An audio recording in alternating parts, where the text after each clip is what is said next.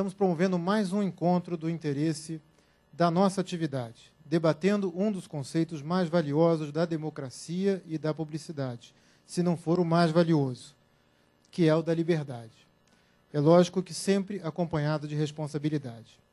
Assim, nosso tema de hoje é liberdade de expressão e responsabilidade. Para discutir esse tema e essa questão, nós convidamos dois importantes representantes do nosso mercado.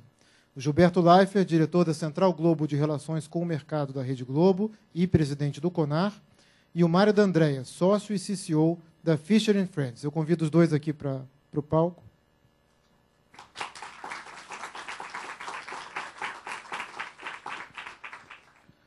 O Gilberto Leifert é bacharel em Direito formado pela Universidade de São Paulo. Iniciou sua trajetória na área de comunicação social aos 13 anos, nas redações do Estado de São Paulo e Jornal da Tarde. É diretor da Central Globo de Relações com o Mercado na Rede Globo desde 1988. Reconhecido como especialista em ética e autorregulamentação, é presidente do CONAR, Conselho Nacional de Autorregulamentação Publicitária, desde 1988. Este é o seu 8º mandato consecutivo. Membro titular do Conselho de Comunicação Social do Congresso Nacional desde 2005, na qualidade de representante das emissoras de televisão. Membro titular do Conselho Executivo de Normas Padrão, sempre representando a ABERT, Associação Brasileira de Emissoras de Rádio e Televisão. O Mário D'Andrea é sócio e Chief Creative Officer da Fisher & Friends, é redator por formação. Mário já trabalhou em grandes agências como FCB, Loduca e Lowy. Antes de chegar à Fisher & Friends, D'Andrea ocupou o cargo de presidente da JWT no Brasil e colocou a agência entre as mais criativas do país. Fez parte também do Conselho Criativo Global da JWT, formado por diretores de criação que direcionam a qualidade criativa da rede em todo o mundo. Coordenou a comunicação do HSBC em toda a América Latina e tem grandes cases com as marcas como Coca-Cola, Johnson & Johnson, Cadbury, Nestlé e outros. Na Fisher, ele cuida da comunicação de marcas como JBS, Caixa, Marisa, Luftal, Melita e Kaiser. Foi jurado 2 vezes do Festival de Cannes e também nos principais festivais de publicidade do mundo. Já ganhou 10 prêmios profissionais do ano pela Rede Globo e, como diretor de criação, já ganhou 13 Leões em Cannes, One Show, Ouro no London Festival e Grand Prix no FIAP. Esse debate está sendo patrocinado pela Rede Globo, Editora Abril, Jornal O Estado de São Paulo e Jornal Metro.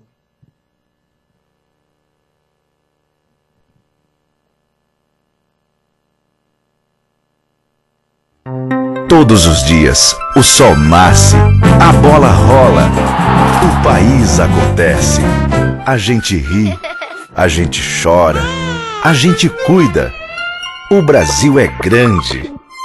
O mundo é mais ainda. Mas cabe dentro do metro. O maior jornal do mundo.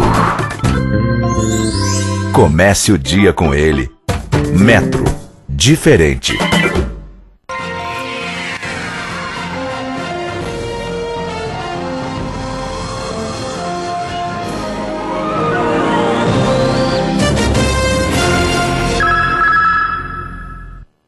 Esta é uma homenagem do Estadão ao leitor, que no meio de tudo que foi escrito até hoje, escolheu virar mais uma página, abrir mais um livro, clicar em mais um link.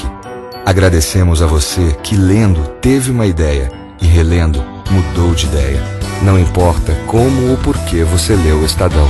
Nosso compromisso é fazer a cada dia, todos os dias, o melhor jornal que já fizemos na vida. Quer saber? Estadão.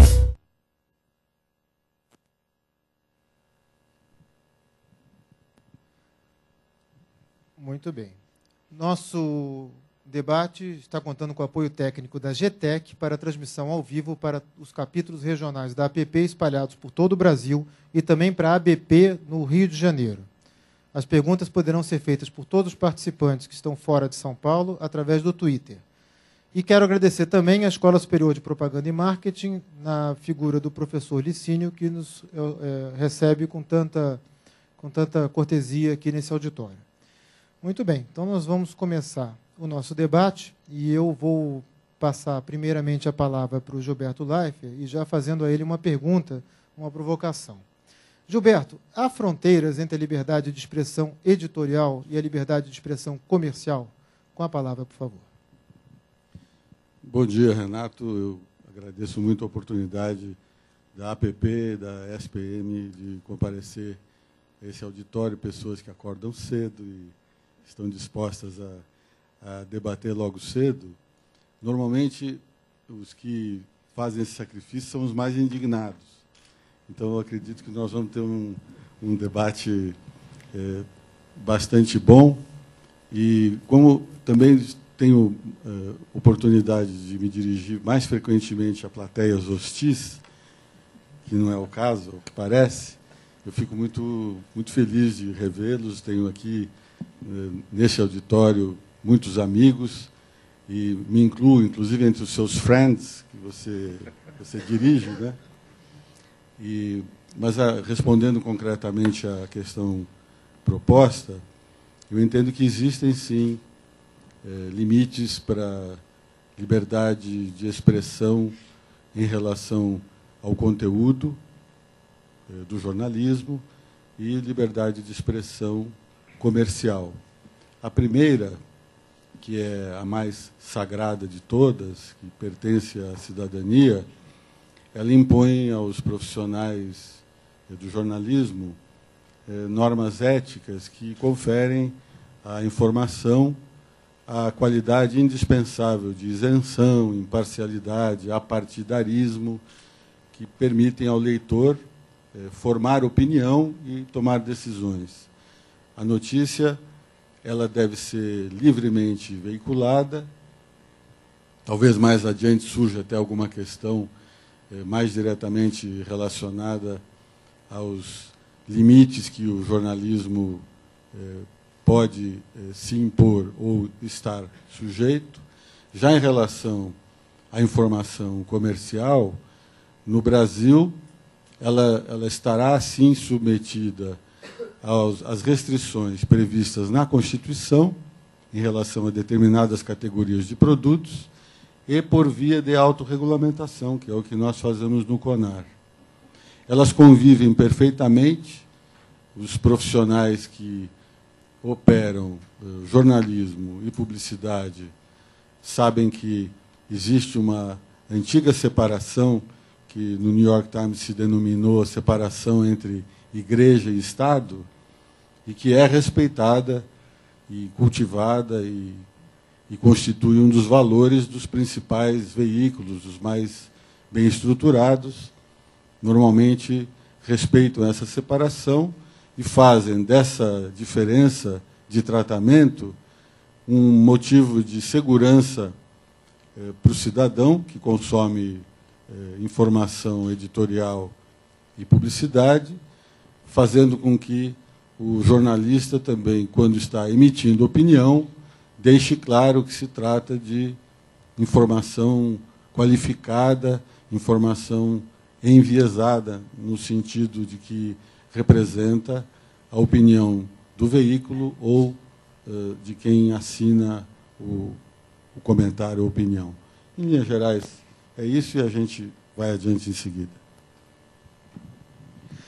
Mário, uma provocação para você. Como profissional de criação vê a autorregulamentação?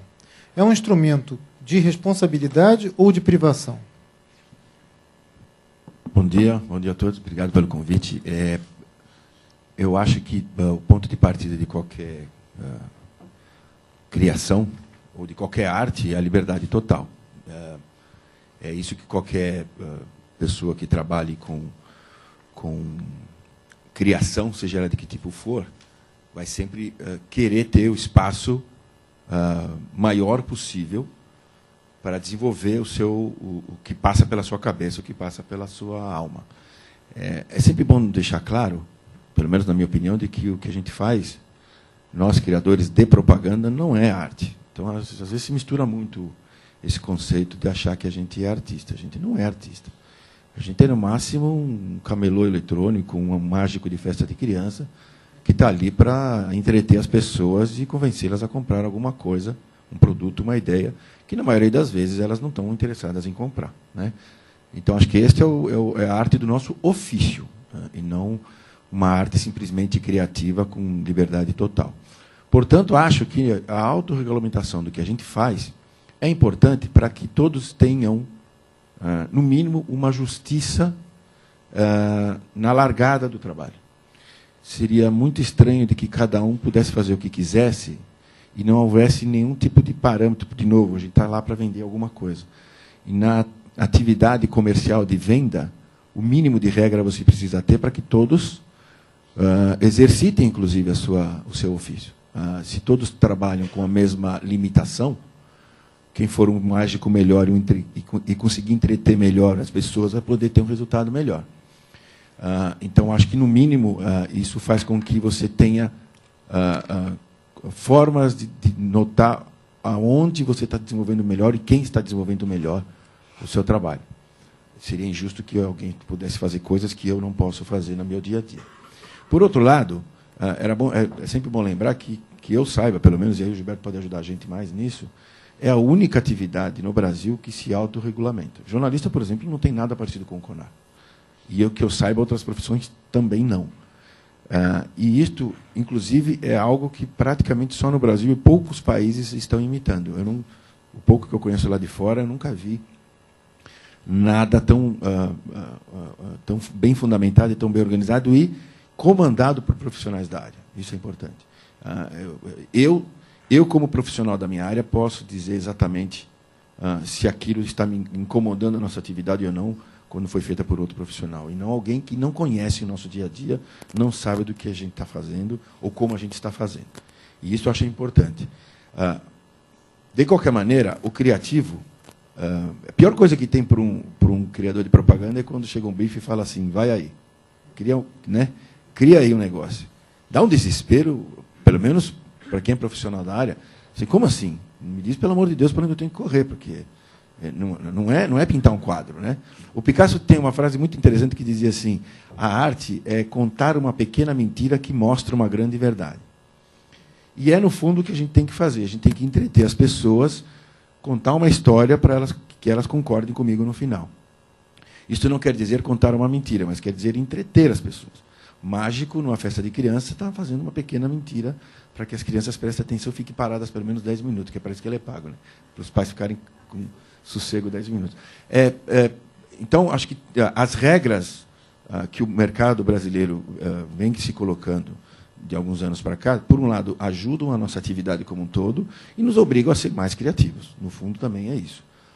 Às vezes, a pessoa extrapola e, em alguns casos, aparecem como ultimamente vieram aparecendo. O que eu acho a autorregulamentação é importante, sim. O que é complicado é a forma como ela pode ser usada pela sociedade. E acho que aí já entra no outro assunto, que é o assunto do abuso, do se arvorar como detentor da verdade. E aí isto está vindo muito mais, na minha opinião, da sociedade, que está numa fase um pouco de falso moralismo, não sei muito bem de onde vem isso, do que, na verdade, a autorregulamentação. Mas acho que aí é um outro assunto. O professor Luiz Celso Piratininga, que foi presidente da escola, falecido recentemente, tinha como tese de mestrado na ECA exatamente a questão publicidade é arte ou não, né? Na minha visão, a arte sob encomenda é arte também, embora com um reconhecimento diferente, mas a mesma expressão artística, quem faz o roteiro de um filme podia estar em Hollywood também, conseguiria fazer. Um diretor de arte, e há, no caso da publicidade, vários publicitários que são excelentes pintores, embora sejam mais conhecidos por seus anúncios. Então, a liberdade de utilizar a arte como fonte de inspiração ou como instrumento, ela é parte do nosso ofício, e a sociedade é que poderá conferir maior valor ou menor valor para a obra em razão de ser ela realizada sob encomenda. Mas é assim que funciona. Os anúncios são produto de inspiração, de suor, e são patrocinados por um mecenas que tem um interesse privado publicamente declarado. Quero oferecer meus produtos, quero chamar a atenção do público para o que eu produzo e estou oferecendo. E é perfeitamente legítimo. Quanto à necessidade de parâmetros, me ocorreu, enquanto você dizia, você comentava, que quem não ouviu gritar à sua porta uva do Marengo, morango de Atibaia e pamonha, né, de forma estridente e insistente. Então, nas situações ainda mais rudimentares, se evidencia a necessidade que a sociedade tem de buscar limites de conveniência, de segurança, de convivência harmoniosa. No caso da propaganda brasileira, na lição de um jurista que conhece bem o nosso negócio e a quem eu admiro muito, que é o professor Tércio Sampaio Ferraz, ele diz, então, que o status, né, da autorregulamentação em relação às leis é mais ou menos o seguinte: acima de tudo, a Constituição do país. Abaixo da Constituição, as leis. No pé desse desenho que eu estou fazendo aqui, estão os contratos, todos os contratos, inclusive aqueles de interesse comercial, todos os contratos. E abaixo das leis e acima dos contratos, a ética e a autorregulamentação. Então, a sociedade, além dos limites e das garantias estabelecidas nas leis, a sociedade pode estabelecer voluntariamente parâmetros que vão proporcionar à sociedade aquelas vantagens de conveniência, segurança, convivência harmoniosa a que eu me referi.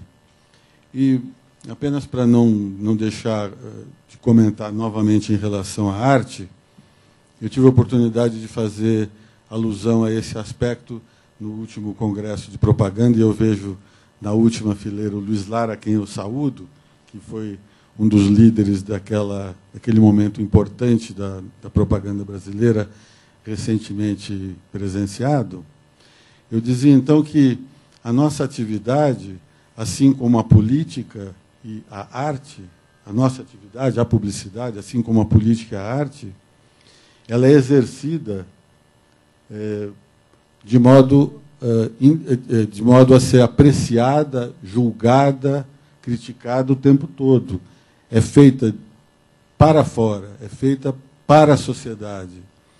Os festivais de publicidade, os júris, os PROCONs, as formas de propaganda comparativa, os críticos de publicidade, fazem com que todos os dias os nossos trabalhos sejam apreciados, julgados, sem falar, obviamente, no julgamento maior do anunciante e do consumidor.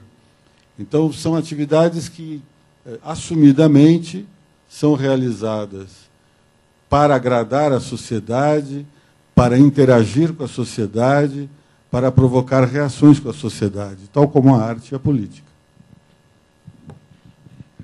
Bom, nós estamos falando aqui da relevância do mercado publicitário brasileiro ser gerido por um processo de autorregulamentação, que não acontece em outras atividades e também não acontece necessariamente em outros países do mundo.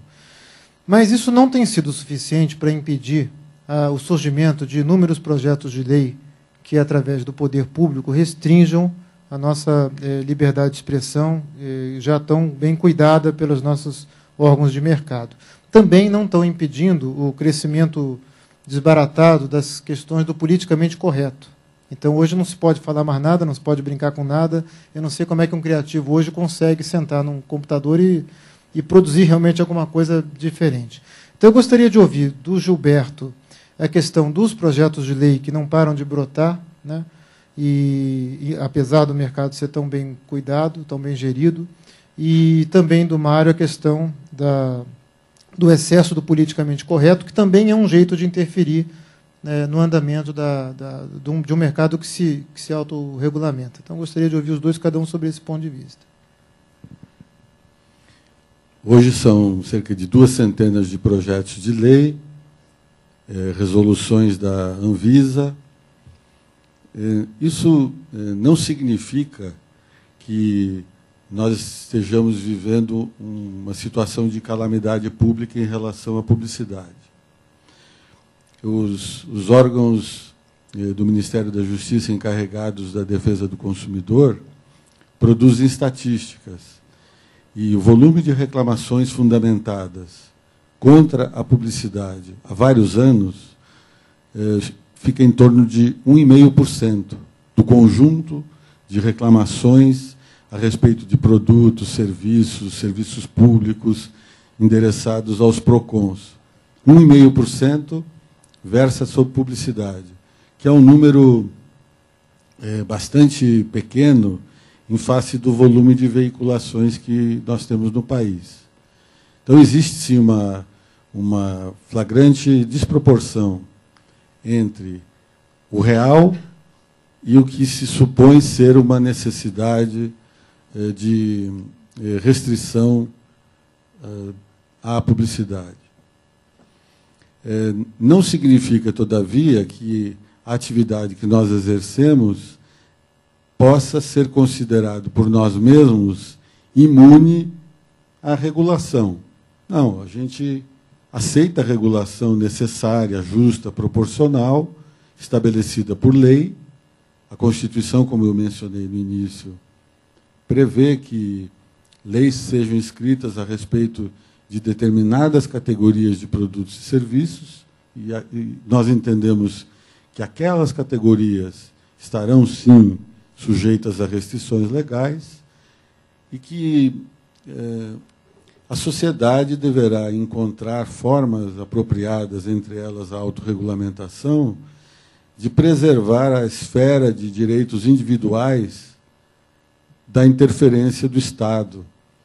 Eu costumo dizer que o Estado ele já tem as forças policiais e militares, ele já impõe os tributos, ele edita medidas provisórias que impedem a discussão, muitas vezes, da Câmara e do Judiciário, porque não há tempo hábil para avaliar essas repercussões, e elas são, muitas vezes, aplicadas de imediato, as medidas provisórias.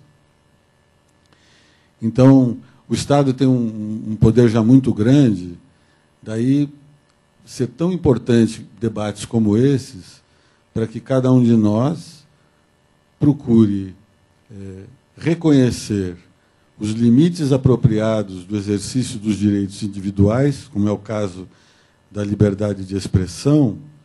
Eu quero poder dizer aqui o que eu penso, estarei disposto a ouvir o que quiserem me dizer, desde que não haja insultos, desde que não haja crimes contra a honra, desde que os nossos debates aqui nesta sala, espero que não, estou vendo o Sabino ali, assumam proporções de corintianos e palmeirenses.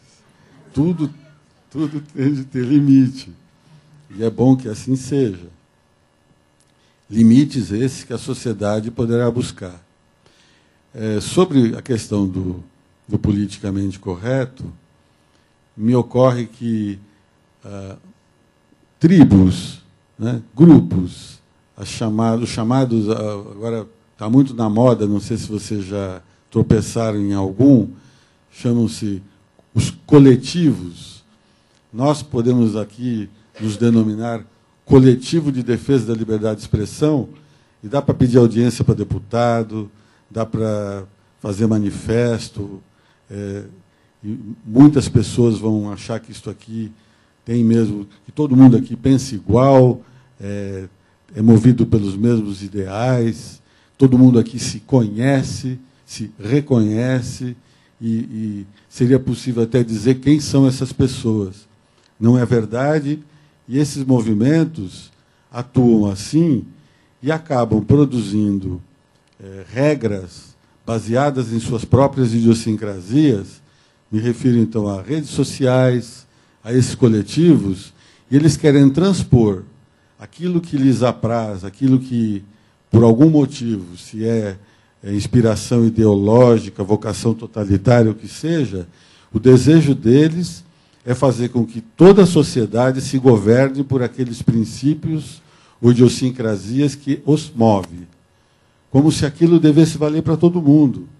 E, bem ou mal, eles conseguem incomodar o criador, eles conseguem incomodar os veículos de comunicação, e olhem como conseguem incomodar. Eles produzem, como eu dizia no começo, que só os indignados costumam reclamar. Esses mais indignados, então, eles projetam essas suas pretensões de impor condutas no Congresso Nacional, no Judiciário, na mídia, e se não houver da parte do jornalista, do publicitário, do agente público, do cidadão como indivíduo, a capacidade de usar filtros, a gente acaba achando que todo mundo é daquele jeito, pensa daquele jeito, e ninguém mais vai poder chamar ninguém de boiola, de negão, como se cada vez que essas palavras viessem a ser pronunciadas, o cidadão merecesse ser processado e pagar 2 bilhões de dólares de indenização. Tem um país do norte que vive mais ou menos assim. Ninguém pode falar, as pessoas já não descem mais no final do expediente, homens e mulheres, chefes e colegas de trabalho de elevador, porque há falta de testemunhas. Se ele vier a ser acusado de assédio, ele vai pagar uma indenização e vai perder o emprego. Então, começa a mudar até a natureza da convivência social em função de idiosincrasias artificiais que acabam sendo consideradas inteligentes ou úteis ou reais. São dois assuntos, né? Eu acho que as regras são feitas, e muitas delas com o interesse de proteger o cidadão perante um poder econômico maior do que o que ele tem. Porém, o que acontece muitas vezes nesses debates é que se mistura proteger o cidadão e se confunde isso com substituir a opinião do cidadão. Então, assim, isso que o Gilberto está falando é engraçado, porque, às vezes, meia dúzia de pessoas acham que sabem o que milhões de pessoas estão pensando, ou o que deveriam pensar. Então, se mistura proteção com eu vou tomar conta da sua vida, eu vou substituir o seu espaço de pensamento, você vai pensar como eu, porque assim eu estou te protegendo. É uma confusão muito perigosa. Quando você tem... O primeiro sinal de um Estado centralizador é quando ele dá um jeito de calar a imprensa. É a primeira coisa que você vê. Está aí a Argentina para mostrar para a gente que esse é o primeiro passo, no sentido de que você não tem direito de formar sua opinião, eu vou fazer isso por você, porque você precisa ser protegido. Isso é a regra mais besta e mais usada na história da humanidade. Do ponto de vista de sociedade, e aí eu queria até mostrar uns exemplos aqui daqui a pouco, quando as pessoas começam a se arvorar, donos da verdade, e são os indignados de plantão, normalmente, que fazem isso, porque vamos combinar que quem tem mais o que fazer não faz isso, né? Isso é uma falta uma falta do que fazer inacreditável, e quem trabalha com isso sabe de casos que beiram a loucura, você conta os casos, as pessoas acham que você está inventando, né? Presidentes de associação de criação de cachorro, XPTO, reclamando porque o cachorro que estava no anúncio não foi chamado pelo nome da raça, e você recebe isso via cliente. São coisas que você fala assim, não é possível que alguém perca o seu tempo para mandar uma carta para uma empresa vociferando porque o cachorro não foi chamado pelo nome. Quer dizer, não deve ter mais nada para fazer, é o mínimo que está faltando atividade. De qualquer maneira, o cidadão tem que ter liberdade para dar a sua opinião. Isto não quer dizer que as coisas vão mudar de verdade. Então, eu uso um exemplo meio tosco até, que é a piada do cara que chega em casa, encontra a mulher traindo ele com um vizinho em cima do sofá, e para resolver o problema ele vende o sofá. Então, assim, um exemplo clássico, né? A obesidade infantil está aumentando, aliás, como em qualquer lugar do mundo, e o problema, então, é a propaganda que faz as crianças serem obesas, né? Não se fala da violência na rua, que impede que minha filha vá correr na rua como eu corria. Não se fala da falta de espaço físico, porque a lei de zoneamento não obrigou as pessoas a deixarem espaço e quintais, como eu tinha quando era moleque. Não se fala do videogame, que culturalmente faz com que a criança fique na frente da televisão. Então não se fala desses assuntos, porque esses assuntos são mais complicados de resolver. Então vamos vender o sofá. É isso que acontece quase todos os dias. Porque é mais fácil eu transferir o problema, né? Então, a gente vê coisas que nos impedem de produzir manifestações interessantes, não só na propaganda, na cultura, pelo medo, que é o que está graçando na atividade, acho que até cultural também. A palavra medo é a que eu acho que representa melhor. Eu brinco que nos anos 60 houve uma revolução na propaganda mundial quando se criou a dupla de criação. Agora aconteceu uma outra revolução. Agora a gente trabalha em trinca. Redator, diretor de arte e advogado. O advogado senta do lado. E isso está acontecendo todo dia. A gente está já vai ter só advogado, né? Já. O que acontece é o seguinte: a gente está chegando num ponto em que, antes até de levar campanhas para o cliente, a gente pergunta para o advogado o que vai acontecer. É uma loucura. E isto, na propaganda, é péssimo, mas é pior ainda na vida cultural de um povo. Então, eu queria mostrar um vídeo, se for possível,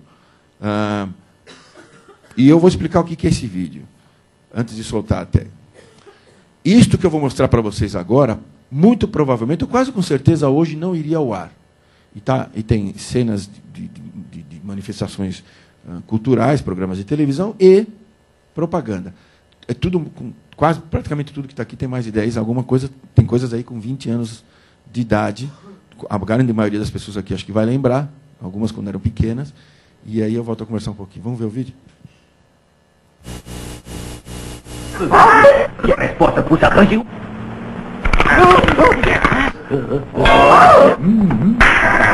Também. Ô, marmota! Quem vai querer o pepino do Tony Ramos? Quem vai querer a cenoura do Alexandre Frota? Quem vai querer a mandioca da Maria Bethânia?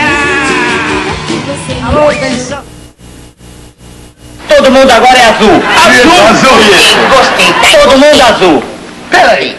Se todo mundo é azul, como é que você vai organizar a fila? Claro, os azul claros na frente e os azul escuros atrás.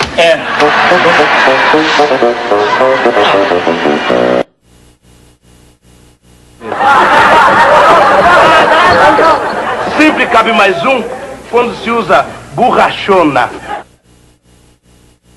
O nordestino se distingue pela cabeça. Você vê aqui a região craniana facial. Se da cabeça para a testa fizer um ângulo de 90 graus, é cearense. Se fizer mais de 90 graus, pernambucano. Se fizer menos de 90 graus, é paraibano. O meu micro-ondas não é assim nem um Brastemp. A comida não fica nem crocante nem dourada. Né, Thaís? É verdade. Mas você sabe que mesmo assim o Célio, o meu marido, ele não sai mais da cozinha? Né, Thaís? Uhum. Ontem eu saí com as minhas amigas, ele ficou lá. O que será que esse homem tanto vê nesse micro-ondas? Sei lá. Chegou o Brastemp Crisp. Comprei uma lavadora lá pra casa. Não é nem uma Brastemp, assim, não cabe muita roupa dentro, mas a gente se vira, né? Quando não tem roupa limpa minha, eu pego emprestada. Essa blusa é da minha mulher. Essa aqui é da nossa filha. A bermuda é do menino. É. E o chinelão? Salete, de quem que é esse chinelão enorme? Como? Lavadora só pode... Todo mundo tem sempre um bom motivo para parar nas lojas AMPM dos Postos Ipiranga. Talvez porque seja fácil estacionar, não é? Ou talvez porque você encontre tudo o que precisa. Os sanduíches, olha, estão sempre quentinhos, a bebida gelada. Ou talvez... Dona, o farol tá aceso. Vai pastar, moleque? Do carro? Ou talvez o pessoal pare aqui, porque é apaixonado por carro mesmo. Tá louco, viu? Tem gente que se acha, mano. Lojas AMPM, a parada gostosa do seu dia a dia. Você lembra do nosso primeiro carro? Um Gordini? 25, 28, 88 era a placa. E o Fusca amarelo colonial? CG 4290. E o Opala? DL 3577. Você lembra disso? Leda. Um povo que gosta tanto de carro como o brasileiro merecia um posto assim. Ipiranga e Atlantique, fazendo tudo melhor para conquistar você. Ipiranga, apaixonados por carro como todo brasileiro. Eu tenho certeza que tudo isso que a gente viu aqui teria sérios problemas hoje para de verdade estar no ar ou divertir as pessoas ou vender um produto. E o mais grave é que todas, tirando os Três Patetas, provavelmente, todas têm um fundo de verdade muito grande. A vida das pessoas... Os Três Patetas não somos nós, né? o fundo... E aí eu acho que está o grande segredo de uma boa comunicação. A propaganda que eu acredito é essa. Mas, principalmente, que as pessoas encarem as coisas de um jeito um pouquinho mais relaxado. É quando faz parte da vida das pessoas. As brincadeiras entre marido e mulher, as piadas entre marido e mulher, as piadas entre amigos, isso faz parte da vida, principalmente da vida do brasileiro. Você estava dizendo para nós aqui do que acontece nos Estados Unidos. Então, eu vou dar um exemplo claro. Quando eu ia das minhas multinacionais que eu trabalhei, e a matriz era em Nova York, uma agência enorme e tal, e eu tinha vários amigos ali, amigas, e as pessoas estranhavam. Até porque a mistura de brasileiro com italiano não dá coisa muito calma, né? Sempre dá um negócio meio esquisito. E eu brincava muito com as pessoas, eu pegava nas pessoas, eu não consigo conversar sem tocar as pessoas como a maioria dos brasileiros. E o susto que isso causava e a quebra da rotina que isso causava, às vezes, numa reunião, era flagrante. Aí, com a chegada de argentinos e latinos, aí a coisa debandou ainda mais. Mas tinha isso, as pessoas tinham medo de descer no elevador sozinhos, para não serem acusadas de ter feito uma piada ou uma coisa de maluco. Isso é uma vida besta, que eu não espero que a gente não chegue nesse ponto de ter que pensar no que vai dizer para um colega de trabalho com medo de ser processado. Eu espero que isso não aconteça. Mas a verdade é que, hoje, na hora de criar, e principalmente um diretor de criação tem essa função, e a gente até tem que dar uma filtrada nisso, porque senão as duplas vão ficar travadas, você fica pensando exatamente o que pode acontecer do lado de lá. Os indignados de plantão podem fazer o quê com esta campanha, com essa ideia? É uma coisa triste. Entre outras coisas, esse, na minha opinião, é um dos grandes fatores de que você liga a televisão hoje no Brasil e só não dorme realmente se estiver tomando muito café, porque é uma pasmaceira, estou falando principalmente do ponto de vista de propaganda, perto do que a gente já foi capaz de fazer. A qualidade do que está na TV brasileira hoje não se compara com o que a gente já fez lá atrás. Não é só por isso, acho que tem outros problemas da nossa área, mas esse, com certeza, é um deles. O Mário vai nos contar, no final desse debate, se ele já processou alguém pela escassez capilar. Se alguém já... Não, mas você me acaba de me dar uma ótima ideia para ganhar dinheiro. Eu quero convidar a todos aí para fazer perguntas à vontade, à exceção da questão de Corinthians e Palmeiras. E também, quem estiver fora de São Paulo, pelo Twitter, pode fazer perguntas. A gente está distribuindo aí formulários, né? Estamos ou não estamos? Se não estamos, vamos de outra forma. Estamos? Tá. Quero só lembrar que esse debate é um patrocínio da Rede Globo, da Editora Abril, do Jornal Estado de São Paulo e do Jornal Metro. E eu queria aproveitar que o Mário começou a falar um pouco da experiência internacional dele e ele contasse um pouco mais para a gente como é que é essa questão da liberdade de expressão comercial nos principais países do mundo, na América Latina, onde você teve uma convivência muito grande por conta do HSBC. Enfim, falasse um pouco como é que isso acontece no mundo, aí, em outros mercados.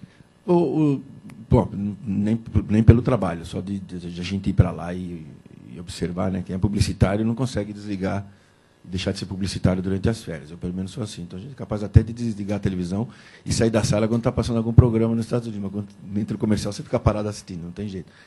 E eu noto que lá algumas coisas são, às vezes, até exageradas. Há uma liberdade absurda, muitas vezes, no conteúdo da comunicação perante a concorrência.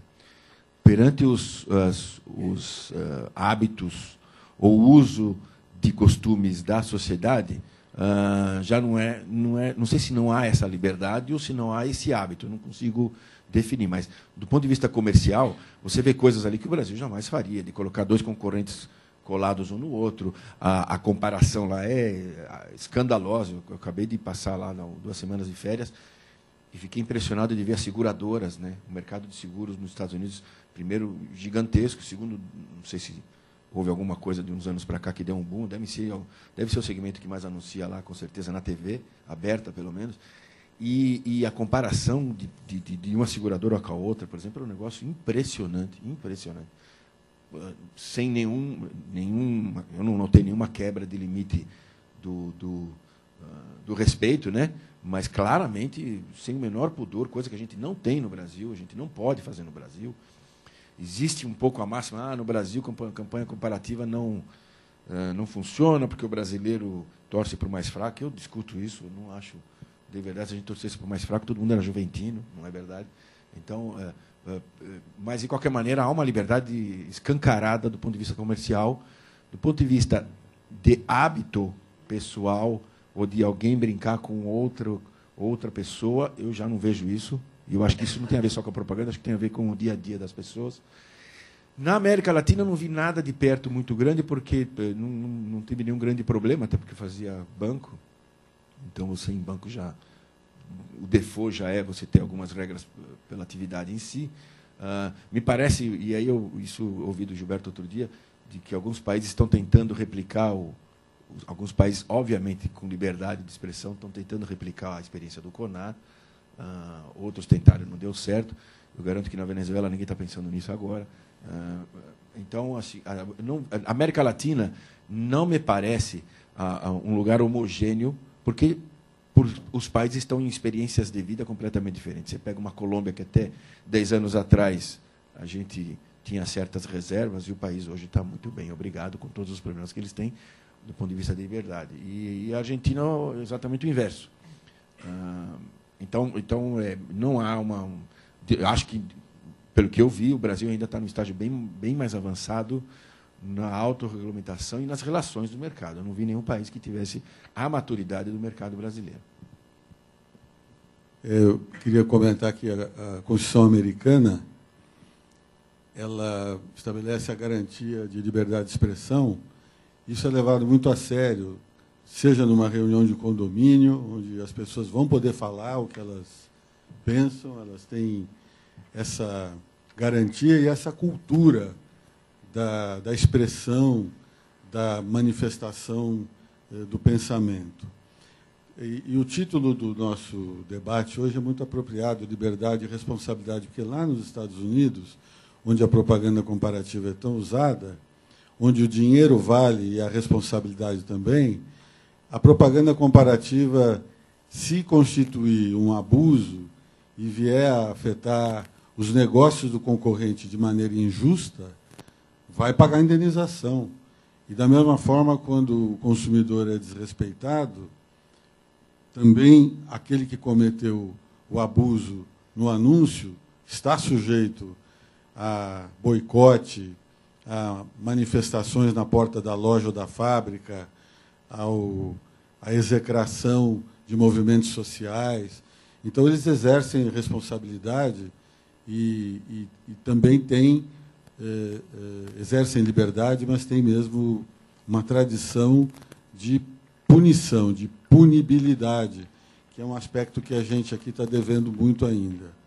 Mas sobre a prosperidade das seguradoras nos Estados Unidos, eu acho que é porque eles vivem em ambiente seguro e têm lei. As seguradoras não anunciam aqui porque elas iam ter sérios problemas para fechar o balanço. Eu recebi uma pergunta da Vanessa Spies, da TV1. Ela pergunta sobre o caso da Nokia, Perdi Meu Amor na Balada. Se o consumidor é cada vez mais chamado a participar da propaganda, como é o limite? Foi enganoso? Talvez fosse melhor detalhar um pouco o caso, só para... O processo está em andamento no CONAR. Eu vou pedir licença para não fazer o comentário, que é uma regra ética da casa. E, além da regra ética da instituição, eu mesmo me imponho, porque eu não gostaria de cometer a indelicadeza de fulanizar um aspecto ético ou comercial. Antes até de falar da Nokia, eu queria só comentar que, como cidadão, também queria fazer um comentário aqui. Eu estou morrendo de frio. Esse ar-condicionado é isso mesmo, gente? Pelo amor de Deus. Eu vou começar. Se vocês começarem a ver algum barulho, são meus dentes batendo. Meu Deus. Careca sofre nessa hora, bicho. Ajuda aí, por favor. Você está frio porque as perguntas estão apenas começando. Eu acho que é isso. Meu Deus do céu. Né? Mulherada, ajuda aí, que a mulherada é a primeira a reclamar de ar-condicionado. Não precisa desligar também, senão vai matar todo mundo. Outro dia, viu, Mário, deram um conselho para o Demóstenes que eu vou repetir para você. Força na peruca. Tá certo. Eu acompanhei meio à distância a história da Nokia. Ontem eu dei uma lida no jornal um pouquinho mais profundo e tal. Eu acho que é um problema que começa com falta de informação. E eu explico o que eu quero dizer. Existe essa regra escrita, tanto no CONAR quanto no PROCON, pelo que eu entendi, de que o consumidor tem que ser avisado de que aquela atividade é um comercial. Está escrito. Então, mas o mais interessante é que há uns 10, 12 anos atrás, teve um caso aqui em São Paulo, de Purina, se não me engano, eu não vou lembrar o nome direitinho, mas era uma ração para cachorro. E que era uma campanha com faixas na rua de um dono, um pseudo-dono de cachorro que tinha perdido o cachorro, queria ajuda, e, no fundo, depois de alguns dias, se revelou que era uma campanha da Purina e que foi condenado. Houve algum tipo, não vou dizer indenização, mas teve algum problema na época que a agência e o cliente tiveram que se retratar de alguma maneira. Então, quando eu falo falta de informação, há um histórico aí que era só bater o olho e não teria caído na mesma armadilha. Tá? Mas o que mais me incomoda na história é que criar uma situação de alguém que está procurando um amor da sua vida, que perdeu o contato e pede ajuda, é muito legal se for verdade. Assim, você não precisa... Deve ter milhões de pessoas de que um dia tiveram um caso e nunca mais viu a pessoa, ou faz 10 anos que não reconta. O que eu quero dizer, não precisa ser ficção, eu não preciso mentir. De novo, eu volto para a história da verdade. As campanhas que mais fazem efeito para o consumidor, e você não precisa mentir para ele, é aquelas que são baseadas na verdade. Os comerciais que mais fazem efeito são aqueles que a pessoa fala, é verdade, isso acontece, eu já vi acontecer, aconteceu com a minha tia, aconteceu comigo e tal. Então, de novo, eu não preciso o tempo todo fingir que eu estou mentindo. Eu posso contar uma pequena mentira, de novo, Picasso, uma pequena mentira em cima de uma grande verdade. Este caso específico, se eu tivesse achado alguém que, de verdade, eu conheci uma menina há 10 anos, não achei mais a menina. Era muito mais legal. Era muito mais legal se fosse de verdade. Não precisaria estar sofrendo toda essa pressão agora que está. Enfim, eu acho que... E acho que eu não sou advogado, não vou julgar, graças a Deus eu não teria esse job. Mas é complicado, porque a coisa está clara. No PROCON está escrito, inclusive, isso. Né? Você não pode deixar de avisar o consumidor, porque é um jeito de proteger a liberdade do indivíduo. De caçar o microfone um instante só que eu passar para a plateia, porque está difícil de fazer as palavras. Acabou a sua liberdade de expressão. O microfone, né? Foi caçado, em pleno debate sobre liberdade. Olha aqui, ó. E o Zé Francisco toma atitude e quer caçar. Não, só para aproveitar o tema, que eu acho que é um ponto importante, essa abordagem, essa pergunta que foi feita com relação ao que está acontecendo com a Nokia, porque eu acredito que o nosso negócio da comunicação, ele é adaptável e mutante. Hoje nós temos visto na comunicação, fruto do avanço da internet, os contatos das redes sociais, um avanço na comunicação em que o indivíduo deixa de ser passivo e ele passa a ser ativo. De alguma maneira, isso antevê um futuro da comunicação diferente do que a gente tinha 10 anos atrás.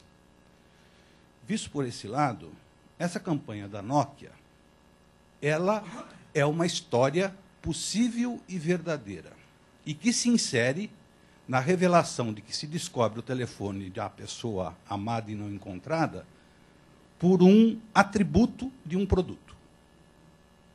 Visto apenas por esse lado, e considerando hoje o avanço das redes sociais e essa importância que o consumidor passou a ter na comunicação, é de se olhar por esse prisma todos esses aspectos além do que está escrito. Eu não estou querendo fazer juízo de valor e nem estou opinando a favor da Nokia, mas eu queria aproveitar a cabeça privilegiada dos debatedores e fazer uma análise deste ponto de vista, dessa evolução da comunicação e até onde é permissível você hoje, pegar esse exemplo claro da Nokia, você ter que declarar, como se fazia e se faz ainda na imprensa, de que um anúncio que tem a característica de um certo conteúdo é obrigatório ter lá em cima, no alto, o informe publicitário.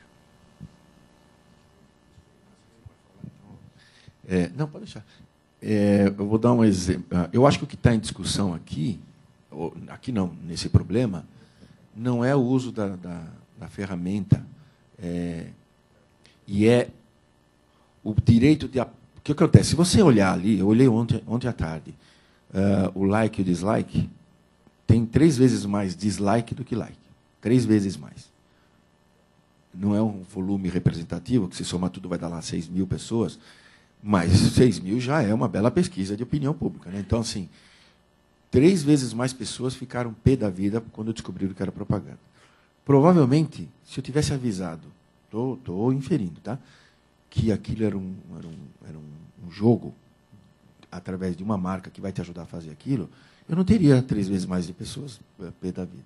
E agora eu vou dar um exemplo meu.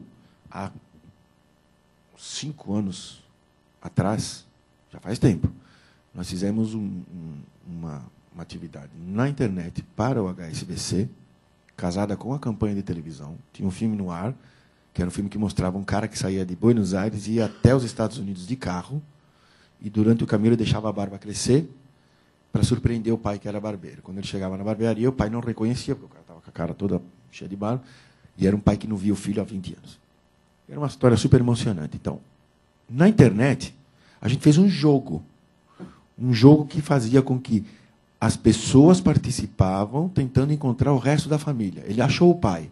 Agora, cadê o tio, a tia, o primo? Era um jogo. E eram pessoas espalhadas pelo mundo todo, porque o assunto era a internacionalidade do banco. Bom, por que eu estou contando isso? Quase 600 mil pessoas participaram do jogo, de livre e espontânea vontade. Porque tinha um prêmio no final, ganhava o carro igual ao do filme. E aí um cara ganhou, um maluco lá ganhou. Porque era cheio de coisas. Até hoje eu não entendi como é que o cara achava aquilo ali, mas enfim, tinham pistas espalhadas pelos vídeos e tal. Mas desde o ponto zero, o cara sabia, isto aqui é um game de uma marca que se diz internacional, portanto eu quero levar você a andar pelo mundo. São países onde eu estou, então eu vou dar dicas dos países e você vai encontrar o cara. E era um jogo para durar um mês, durou 10 dias, porque os nerds descobriram rapidinho. Não houve um dislike. Eu não tive um problema. A gente achou que 100 mil malucos iam participar, 600 mil participaram. Cliente feliz, agência feliz, tal. O que eu quero dizer é o seguinte, o uso da ferramenta, não é que você precisa botar um informe publicitário. É chato isso, eu também acho isso um horror. Isso mata a ideia. Mas é você sabendo da regra, que é o que eu estava dizendo. Todo mundo sabendo da regra é jogar o jogo com as regras do jogo, todo mundo igual. Né? Se não, o jogo não é o mesmo. Né? Provavelmente uma outra companhia de celular falou, pô, mas pode fazer isso? Eu não fiz. Eu devia ter sabido antes. E aí começa a virar meio faroeste. Né? Só essa é a minha sensação. Nem acho tão grave, assim, para falar a verdade, esse caso, mas a gente está usando ele como exemplo, porque é o mais novo. Tem muitos outros aí. Né? Obrigado, Mário. Eu provoquei porque eu acho que passa pelo futuro da comunicação se estender esse assunto, liberdade de expressão e responsabilidade, também para o consumidor final. Porque essa onda, que talvez veio para ficar, ou vai ter que ser melhor doutrinada, das redes sociais e a participação do consumidor como um elemento de transmissão de comunicação, passa também por análises dessa responsabilidade e a liberdade de expressão dele, consumidor. É isso.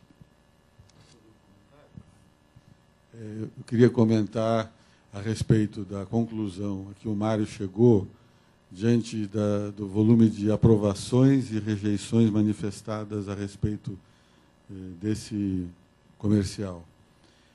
Como não existe controle sobre a identidade e existência real dos manifestantes, acho que nós todos devemos passar a dar também um valor relativo para essas manifestações. A internet abriga fantasmas, seres fajutos, e essas manifestações, eu me referi a elas um pouco antes, entidades que não existem, que não têm personalidade jurídica, não têm sede, não têm CNPJ, não tem dirigente, não vai responder civil criminalmente, não tem estatuto, elas conseguem hoje produzir opinião que será confrontada com a opinião da Escola Superior de Propaganda e Marketing, com o CONAR, com o Ministério da Justiça. Então, a sociedade precisaria ser mais exigente, seja em relação à existência de quem profere aquela opinião, de quem a assume, e também quando se trata de publicidade, no sentido que nós a conhecemos, e não em relação às suas novas tendências. Publicidade precisa ser identificada para o público poder se posicionar, porque eu posso ter tido uma experiência negativa com determinada marca e eu não quero me comunicar com ela. Eu preciso saber que é uma propaganda de fulano, porque eu não quero me comunicar com ele. Eu não sou o seu consumidor, não quero ser súdito de determinado movimento. Então, me avisem, se for uma brincadeira, que ela me permita rapidamente perceber e sair, mas eu ficarei muito frustrado, e é um azar para a marca, se eu for conduzido até o final da brincadeira para depois descobrir que era uma brincadeira, que era de uma marca com a qual eu não tenho afinidade, ou, ao contrário, eu a rejeito, e assim por diante. Acho que essa regra de publicidade que o Código de Defesa do Consumidor impõe, o Código de Autorregulamentação também, de se tornar claro o propósito comercial da comunicação, ela é saudável para poder dar equilíbrio, senão só um vai contar a piada e todo mundo tem que rir. Eu queria fazer uma entrada aqui. Como membro lá do Conselho, do CONAR, eu venho sentindo, sabe, Mário, que existe também um movimento concorrencial, às vezes. Meu amigo Ednei recebe, né, uma manifestação, às vezes você sente, o relator do processo, que as manifestações que foram feitas ao CONAR por alguns consumidores, nem sempre são consumidores, porque dá uma conotação assim, de concorrente não querendo se expor ao contestar o concorrente. Uma outra coisa também que me incomoda, às vezes, é comparações incomparáveis. Né?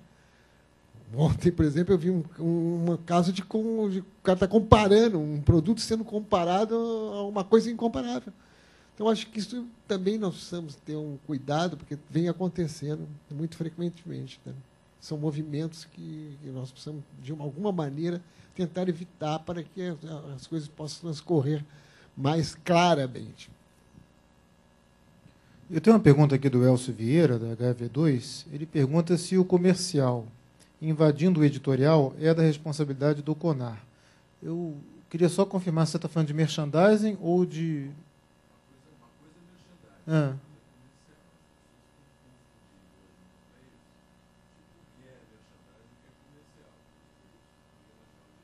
Entendi. Perfeito. E se isso está sob a responsabilidade do CONAR também?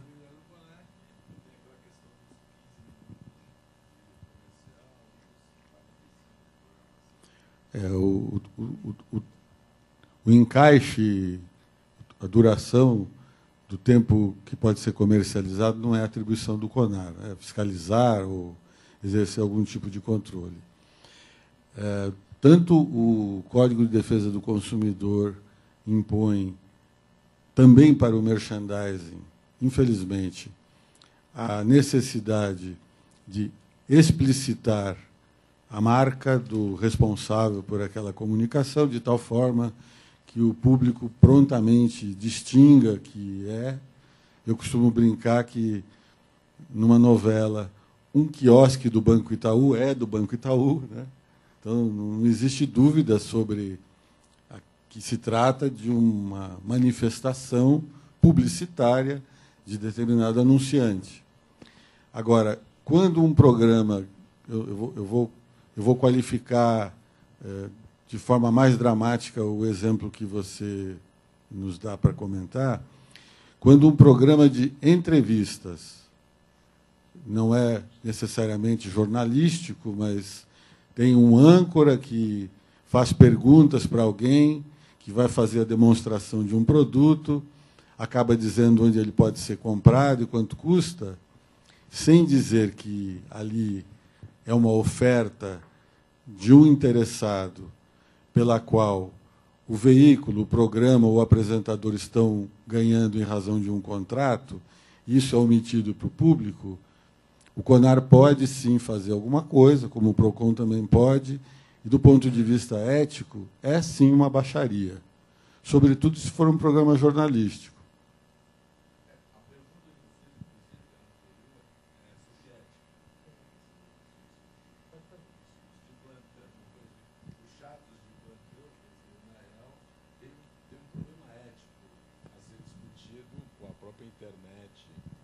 Com a própria internet. Você podia repetir para ficar gravado? De uma certa forma, tem um problema ético.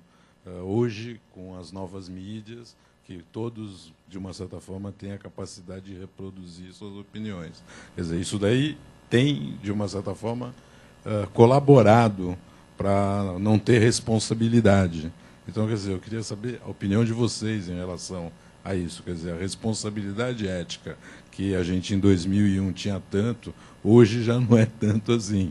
Quer dizer, ou ela, de uma certa forma, ela não transparece isso para o público em geral. Quer dizer, eu não sei se é uma questão do Brasil que perdeu a ética ou se a própria comunicação está começando a perder a ética. Eu não sou tão pessimista de dizer que o Brasil perdeu a ética. Eu diria que ele continua procurando.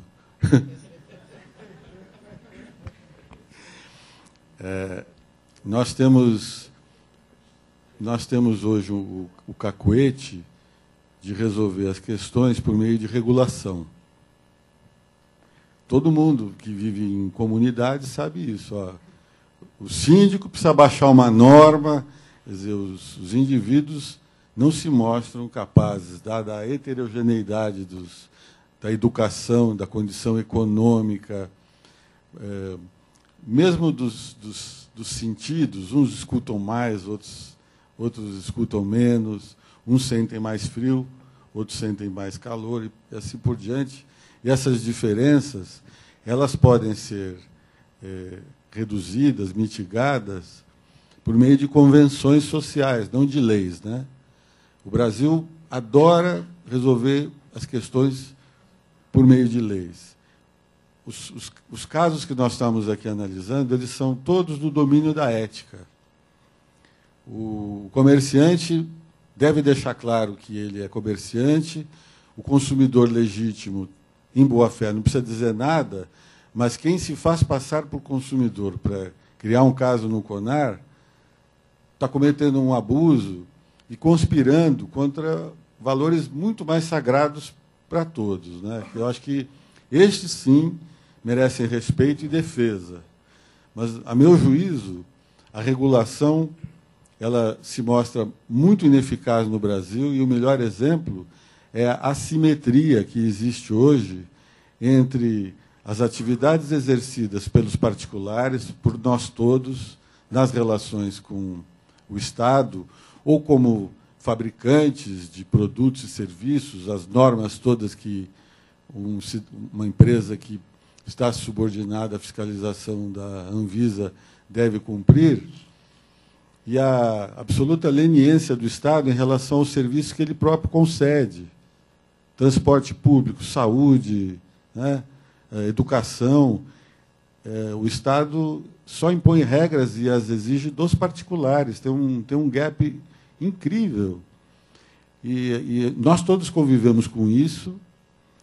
É interessante, né, que o consumidor, assim, conhecido e tratado, esse tem o código que protege, tem pode receber dinheiro de volta, trocar mercadoria. E aqueles que são usuários, que é o caso do trem, talvez você não tem direito nenhum. Chamou de usuário, você está perdido. Pode rezar, porque não sobra alternativa. Consumidor é o cara que ainda tem respeito do Estado. Usuário é nada. Eu queria aproveitar o que o Gilberto está dizendo, porque tem uma coisa que sempre me incomoda muito, que é dois lados da mesma moeda, né? Os indignados de plantão, por que não mostram essa mesma indignação com coisas um pouquinho mais importantes? Né? Vai no Procon pedir o seu voto de volta, por exemplo. Né? Fala assim, eu votei num cara que prometeu isso, ele não fez, eu quero meu dinheiro de volta, como faz com qualquer empresa. E a gente não faz isso. Né? A gente... um caso do Cachoeira, um caso do Mensalão, não causa a mesma indignação que deveria, se você comparar com... É desproporcional. Né? Estamos falando aqui, você acabou de falar, 1,5% das reclamações tem a ver com a nossa atividade, e a quantidade de temas e assuntos e horas, homem, de advogados envolvendo... É desproporcional. É um negócio que não faz sentido. E a outra coisa é que a internet é a terra de ninguém. Quando você reclamava antigamente por correio, você tinha que botar destinatário e remetente. Né? Você tinha que botar teu nome, endereço. Senão o correio não mandava a tua carta. E a partir do momento que você não é obrigado a dizer quem é, você abre espaço para uma quantidade de imbecilidade, para uma quantidade de falsa coragem, e todo mundo se arvora de dono da verdade, porque eu não preciso dizer quem eu sou, na maioria das vezes. Então, isto é um problema que ainda não está resolvido. Eu acho que isso vai acabar havendo uma depuração também, mas é muito fácil de alguém dizer uma grande verdade sem necessariamente estar aqui, na frente de todo mundo, com o microfone na mão, falando, esta é a minha opinião. E a maioria das pessoas hoje está dando opinião embaixo da mesa, né? Mandando um sende. Isso é muito ruim, porque muitas vezes a pessoa nem para pensar no que está fazendo. A outra coisa é quem já teve saque, ou cliente com saque, sabe que quando uma pessoa liga para elogiar a campanha, vale por 100 pessoas que ligaram para meter o pau. Por um motivo muito simples. Quem elogia não tem saco de ficar perdendo tempo, de parar o que está fazendo para ficar ligando e elogiar alguém. Eu lembro uma vez que uma campanha que a gente fez, que falava de cidades, tinham vários filmes, um filme para cada cidade. A campanha estava no ar, e cada filme rodava na sua cidade. Então, tinha 22 filmes. E aí, um dia tocou o telefone na minha mesa, a secretária falou assim, a secretária de turismo de Natal no telefone para você. Eu falei, estou morto. Fizemos alguma merda, bicho. Puta, não é possível. O que a gente fez? Aí eu já chamei, peguei os roteiros, peguei os filmes. Meu Deus, vou ligar para o advogado. Secretária de turismo de Natal, bicho. Aí eu atendi. E era de Natal mesmo, porque dava para ver pelo sotaque. Pela cabeça, não? Não, era telefone. Era telefone, não era Skype. E a mulher me ligou para agradecer o filme. A mulher me ligou para falar assim, olha, nunca fizeram um filme para falar da nossa cidade, de verdade, que não fosse daqui, alguém de fora fazendo, e que falasse um negócio que a gente gosta mesmo, então, não quero o assunto lá. E eu falei, cara, isso, eu preciso guardar esse telefone, devia ter gravado esse telefone, porque isso vale por 1000 reclamações. Porque alguém que pare o seu dia para elogiar é uma exceção, é normal, é da vida humana. O problema é que a internet é muito rápido, e é muito fácil, e aí o cara se sente o macho de plantão, né? Seja quem for.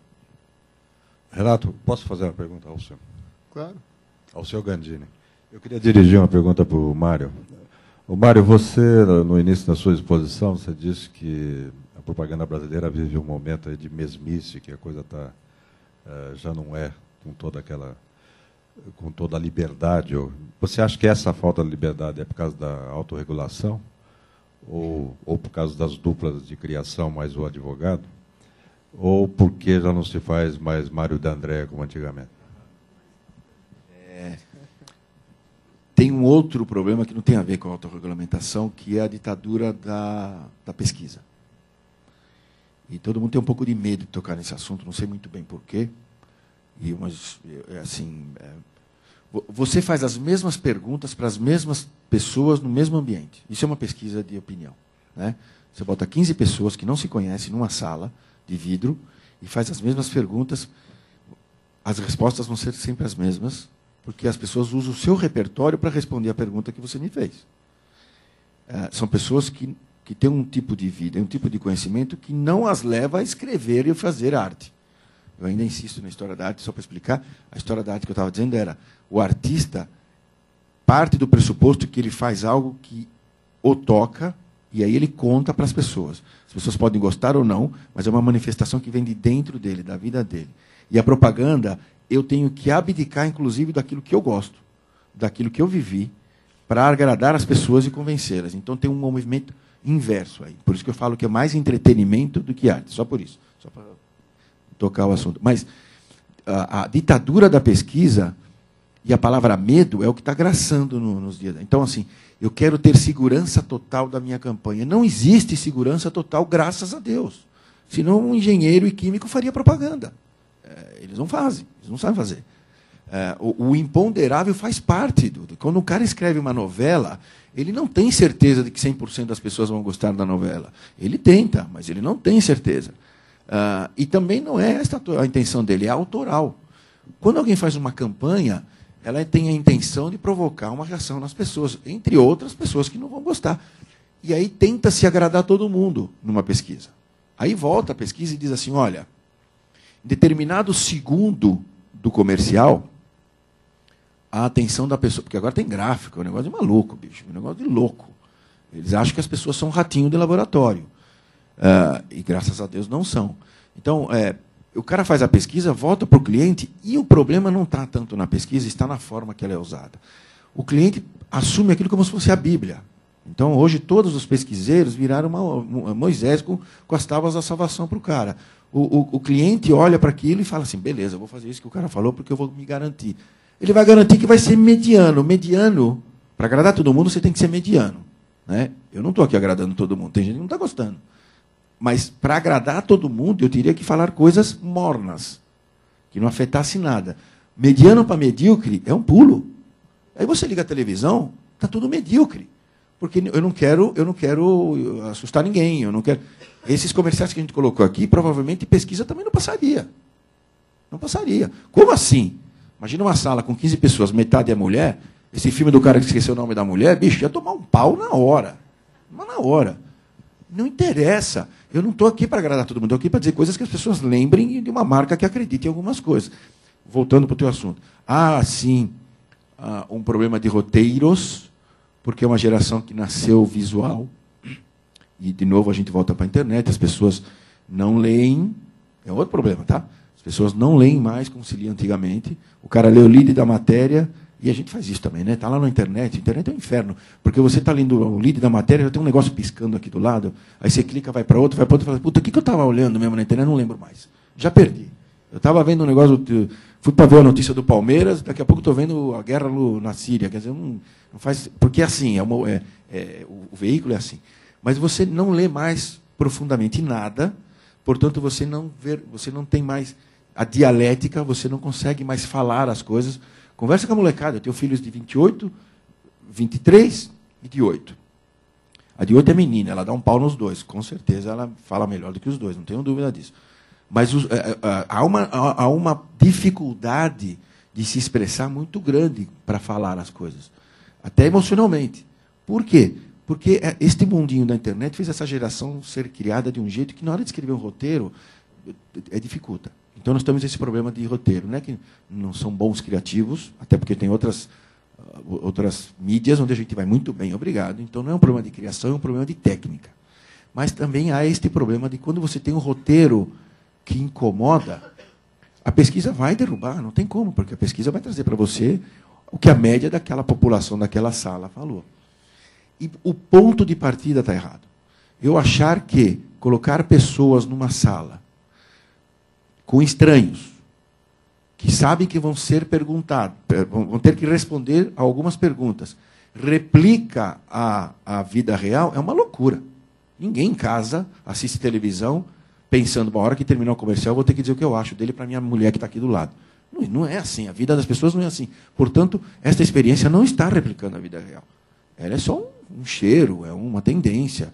É claro que ela é importante para te dizer algumas coisas, mas o cara está tomando decisões fundamentais, o cara joga um filme fora. O cara ficou 5 meses trabalhando na campanha, 40 profissionais do cliente, mais 30 da agência, diretor, produtor, não sei o quê. Aí alguém que estava comendo coxinha diz que o filme não é bom, o cara joga o filme fora.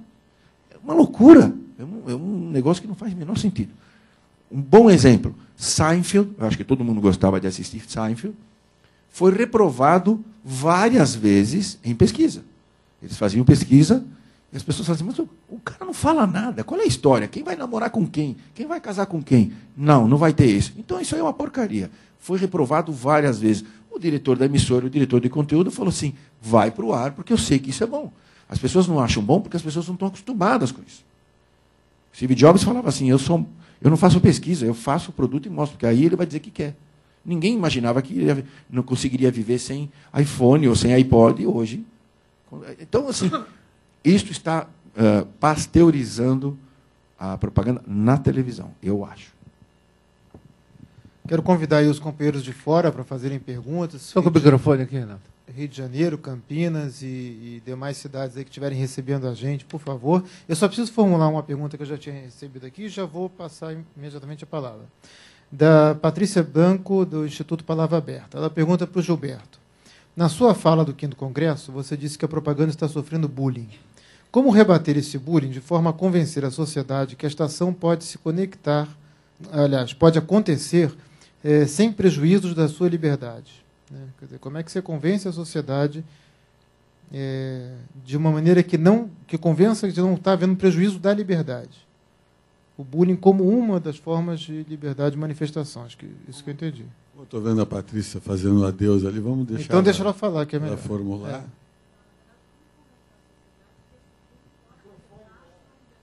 Perfeito. Como é que o bullying pode cercear a liberdade?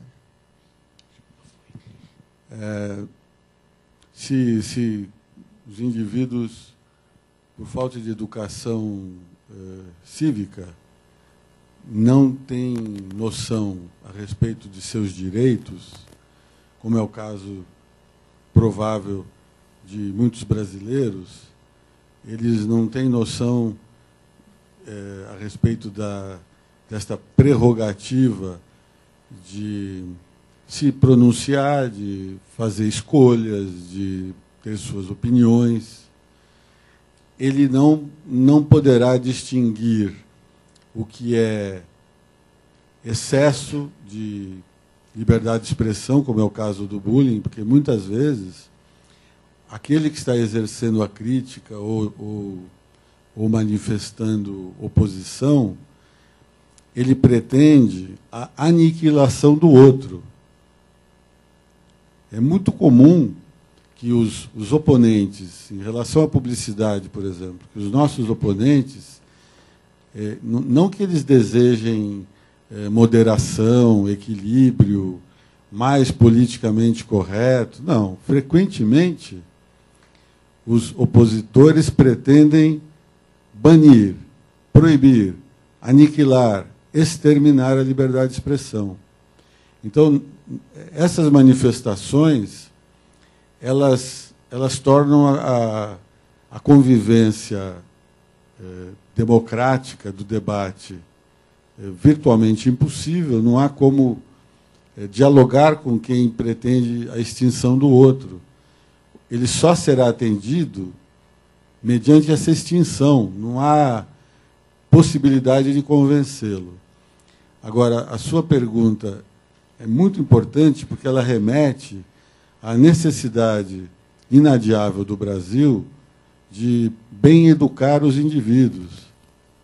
Nós carecemos de educação hoje e ela será a maneira pela qual os indivíduos vão adquirir maturidade por eles mesmos, né? Então, é conhecendo noções a respeito de seus direitos fundamentais. Quem já presenciou essa proposição que eu vou fazer agora, que me desculpe, mas eu vou repeti-la aqui, para demonstrar que nós estamos numa universidade, numa faculdade, num ambiente de pessoas muito esclarecidas, bem informadas, E a pergunta que eu vou fazer, quem tiver a resposta, vai ganhar um doce. Ou, vou fazer diferente. Quem tiver a resposta, o Mário da Andréa vai dar um carro. Que é a seguinte. Nós estamos vendo, nesse momento, uma polícia mais confrontada, atemorizada. Então, a polícia militar, ela realiza blitz, ela tem um policiamento ostensivo mais presente ainda do que normalmente pelo momento, né? A polícia está sendo atacada, a sociedade tem índices de criminalidade que atemorizam. E a pergunta é, estamos diante de uma blitz, o policial manda parar o carro, ele pede os nossos documentos, ele manda a gente descer do carro, ele manda a gente colocar as mãos na nuca ou permanecer com os braços erguidos, ou ele diz, coloque as mãos no capô, não tire a mão do capô até eu dizer que você pode sair dessa posição. Aí ele abre a porta do seu carro, você está lá com as mãos erguidas ou com as mãos no capô do carro, ele se senta no seu banco do motorista, estica o braço, abre o seu porta-luva, pega os seus pertences, cada um tem os seus, ele examina, pode agora, já de posse de todos os seus pertences, fazer comentários a respeito do que é isso, o que é aquilo. A pergunta é, quais são os limites dessa ação policial? O que é que ele pode fazer? O que é que eu, como cidadão, devo dizer a ele? O senhor não pode fazer isso. Quem sabe? Quem aprendeu isso? Quem já leu um manual de cidadania onde a polícia militar diz assim, o que nós podemos fazer e que você deve tolerar é o seguinte, quem sabe o carro, que carro é, Mário? A pior pergunta é quem teria coragem? Essa é a pior pergunta, e a segunda ficou sem resposta mais uma vez. As pessoas não sabem e ninguém ensina. Nos Estados Unidos, eu me referi da reunião de condomínio, onde o cara levanta, começa a falar, e se alguém disser, cala a boca, você está falando bobagem, ele diz assim, primeira emenda, está na ponta da língua. Ele sabe. E tem um valor extraordinário para o cidadão.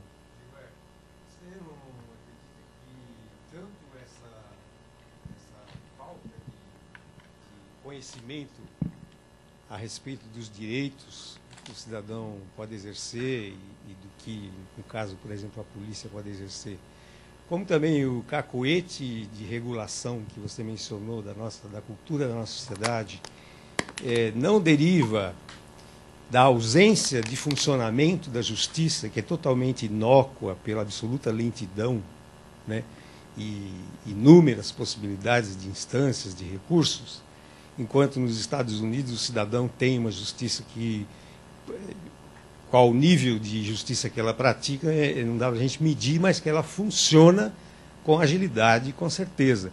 Então isso primeiro, diminui a necessidade de regulação, seja por parte do Estado ou de quem quer que seja, e também faz com que o cidadão desenvolva o seu conhecimento e a sua capacidade de atuação, tanto quanto aos seus direitos, quanto em relação a obstar, diz respeito a direitos de quem quer que seja. Eu concordo com você, acho que nós temos uma questão mais recente, que é a ditadura, né, onde o policial podia fazer, ninguém podia formular a pergunta que o Emanuel Públio Dias acabou de fazer, de perguntar para ele alguma coisa, o guarda da esquina estava investido de poder de arbítrio, e isso acarreta, sim, uma deformação na consciência individual, né? Mas, desde 1988, isso não é mais assim, e me ocorre, numa comparação, que o brasileiro tem um plano de saúde que dá direito ao Einstein, mas ninguém falou para ele não leu o contrato, ele não sabe. Então ele vai para a fila do SUS, embora ele pudesse se tratar no Einstein. É mais ou menos isso que acontece.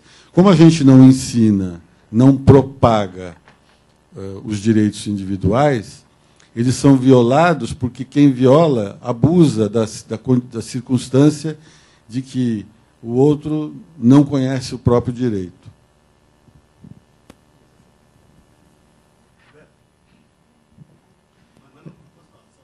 À vontade.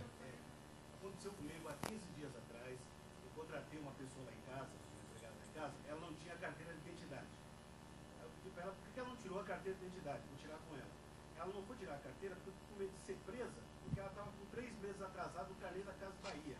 Então, eu não entendi nada do que ela estava falando e eu vi que ela tinha medo porque ela não viu o direito dela, aonde é que ela podia chegar. Eu fui com ela tirando no pouco a tempo a carteira de identidade dela, porque ela demorou para vir e precisava da carteira para poder registrá-la, para ela poder entrar lá no condomínio. Ou seja, ela não sabia até onde ela podia ir.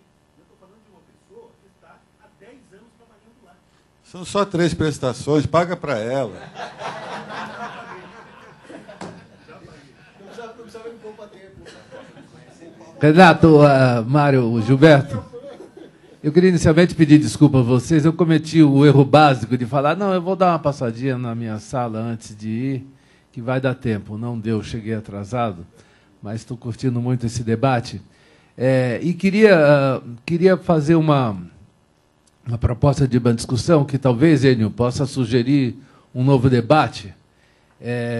Eu achei que não ia ser falado do assunto, mas o Mário tocou rapidamente nesse assunto. E a gente está vendo algumas manifestações hoje na imprensa, vinda de jornalistas, de políticos, não sei mais, até nessa casa, que por ser uma casa de conhecimento, uma casa de fundo acadêmico, ela não só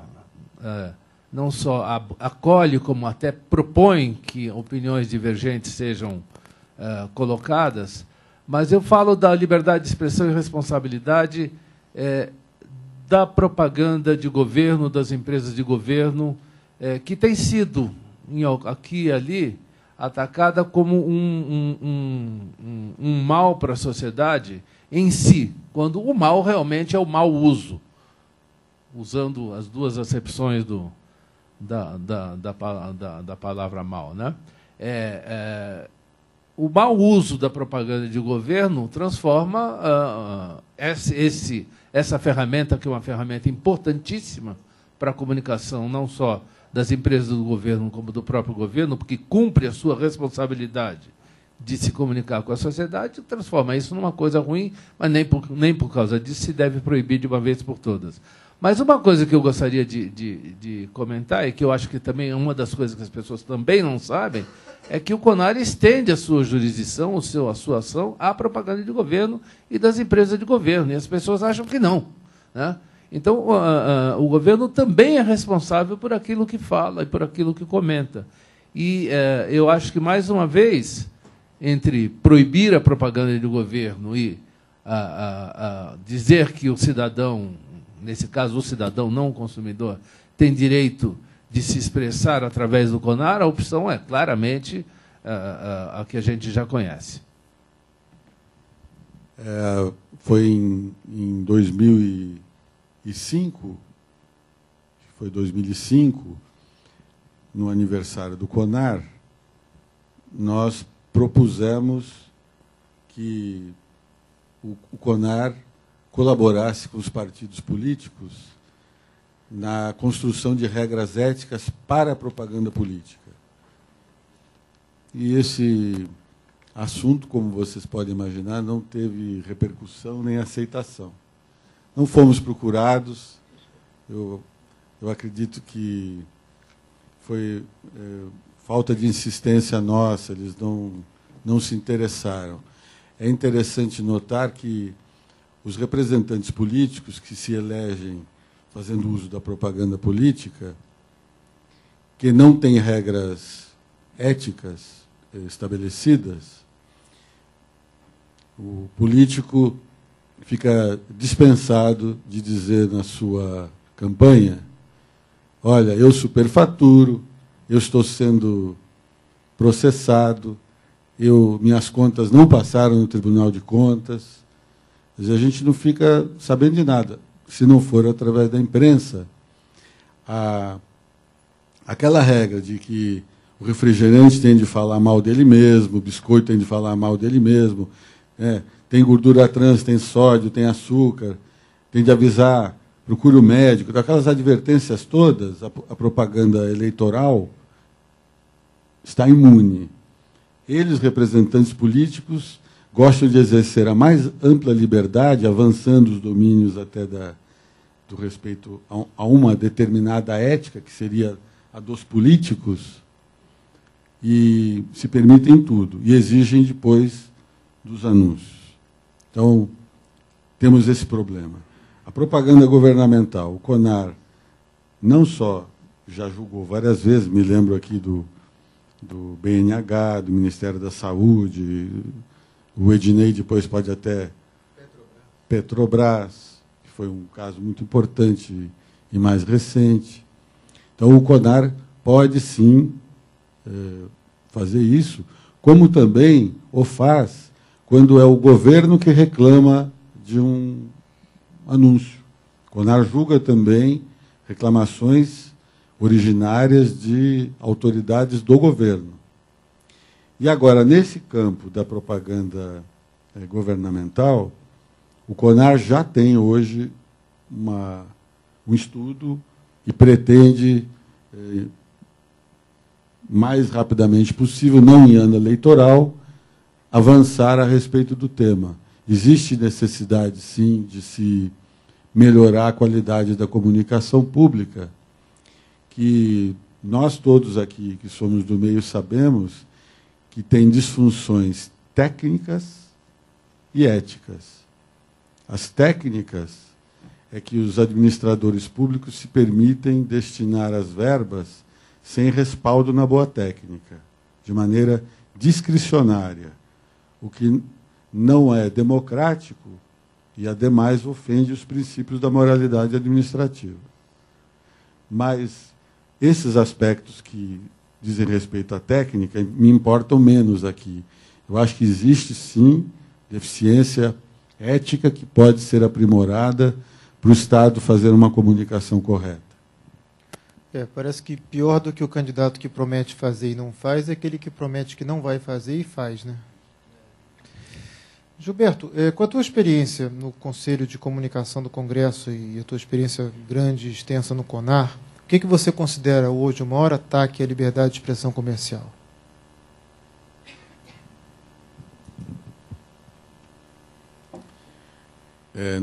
Eu talvez não conseguisse identificar o ataque. Eu poderia apontar como maior dificuldade o viés.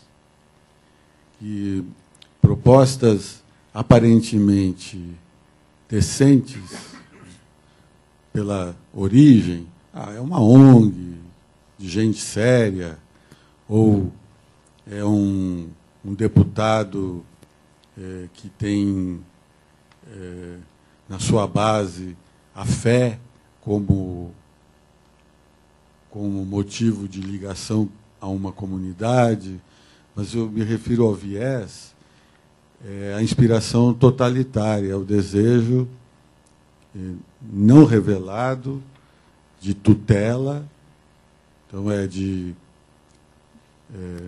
iniciativas de leis ou de grupos que pretendem diminuir, subtrair o direito de escolha das pessoas, apresentando as mais razoáveis, ingênuas justificativas. Então, por exemplo, os cuidados da criança. E a criança no Brasil vai até 18 anos. Né? Então, quando a gente sabe que o representante político pode ser eleito por um menor de 16 anos, que na rua já tem, às vezes, uma arma na mão, e ele vai atingir a maioridade só aos 18, nós não podemos admitir um tratamento linear. Todos são incapazes, indefesos e precisam ser tutelados. Eu acho que a questão de devolver aos pais, reintegrar os pais no pátrio poder, devolver aos pais essa responsabilidade. Quem tem de dizer não é o Estado, não é o anunciante. Quem tem de dizer não são os pais. Isso é indelegável, isso tem de ser assim. Então, a escola falha, a família falha, a religião, que tinha um papel tão importante, falha. E aí a propaganda deve assumir a defesa das crianças, dos menores, dos incapazes. É claro que nós devemos respeitá-los e tratá-los de maneira respeitosa, diferente. Mas não admitir que nós vamos formar cidadãos em redomas, em bolhas ascéticas. Eu sempre me ocorre dizer que todos nós lidamos com frustrações o tempo todo. E seremos tão mais adultos e teremos atitudes mais senioriais, quão melhor nós conseguirmos lidar com essas frustrações que nós sublimamos todos os dias. Exemplo, mais pessoas desejam Ferraris do que elas são produzidas. A fábrica não faz em quantidade suficiente, sequer para atender a demanda.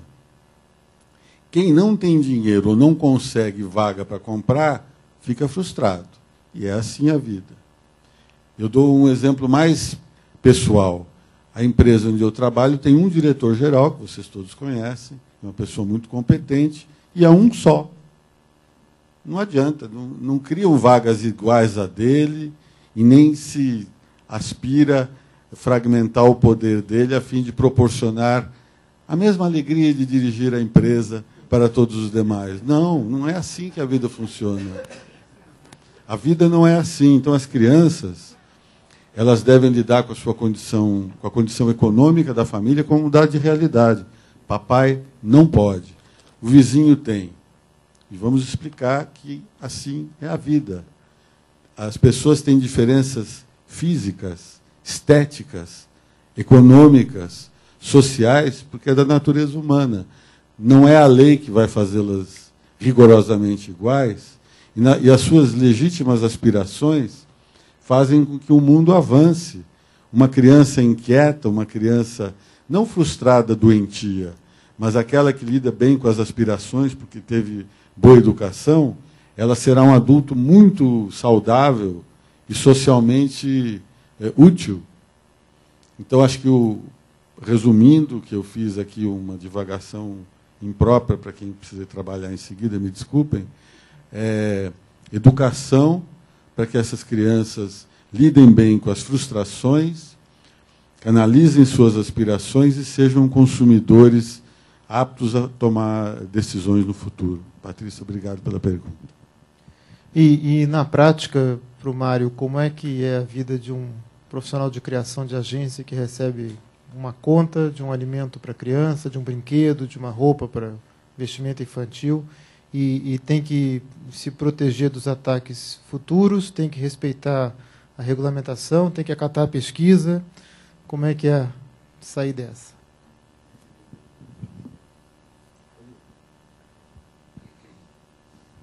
Você não só tem que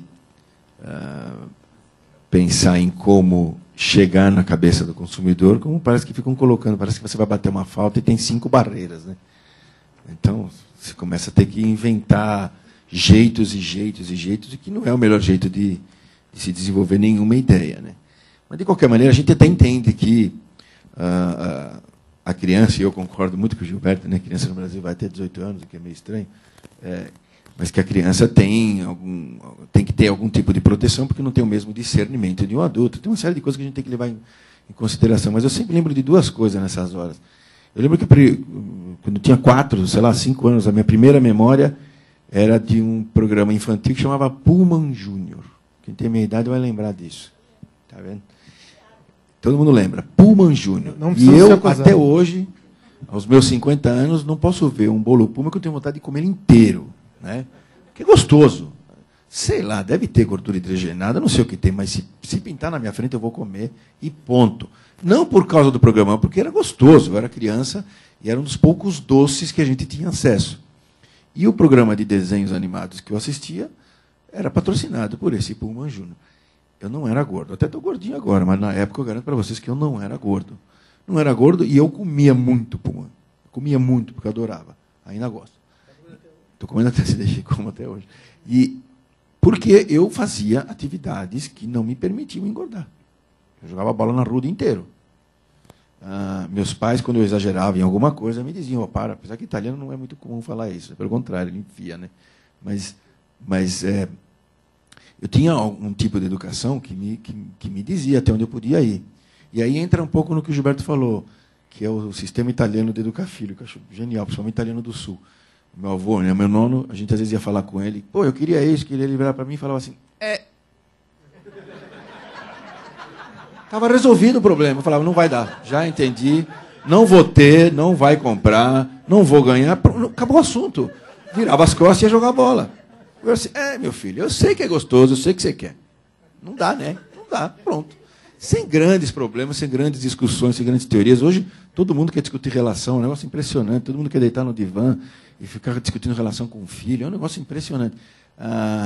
Então, eu acho assim, você tem que lembrar, logicamente, da sua experiência pessoal. As pessoas que estão criando a campanha têm que levar em consideração a sua experiência profissional, mas como publicitário, eu não estou ali para contar o meu interior. Eu tenho que entender o que está acontecendo na sociedade e, de novo, fazer um malabarismo, uma mágica para que essa sociedade olhe para o meu produto.